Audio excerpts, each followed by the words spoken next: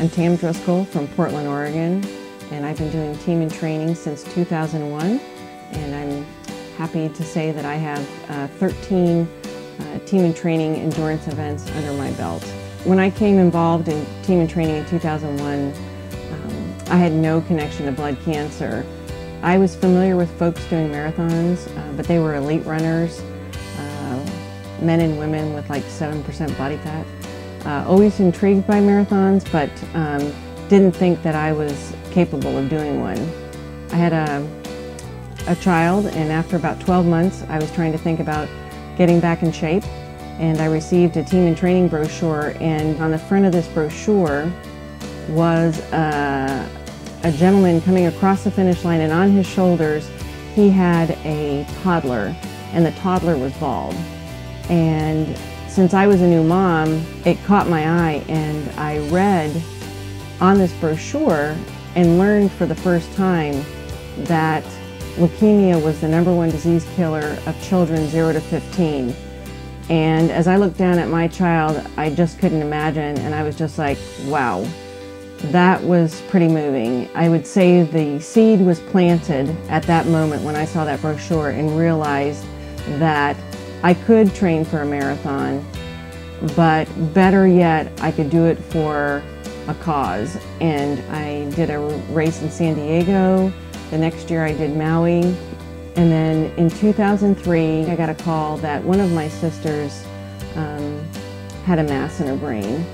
And about 2 days later, we found out that it was non-Hodgkin's lymphoma. To hear that it had now hit my home, that blood cancer had come home to roost in my house, was kind of surreal.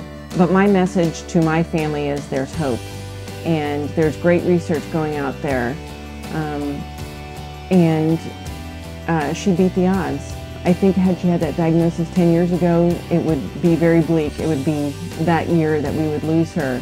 And I really wanted her to kind of witness team and training and feel the power of the weekend. And so on her 5-year anniversary of being cancer-free, I took her to San Francisco, and we celebrated the Nike Women's Marathon together.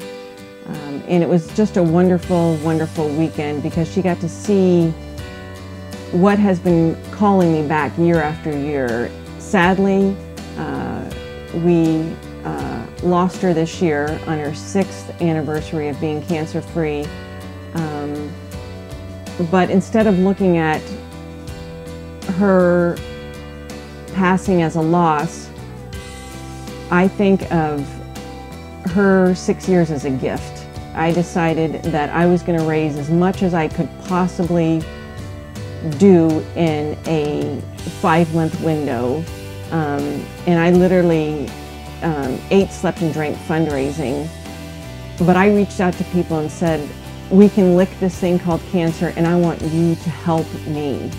And people responded, total strangers responded, and you know, I raised nearly $60,000, and as long as my body is able to move, and frankly my mouth for that matter, to ask people, you bet I'm going to ask, because people's lives depend on it. And that in itself is very, very empowering.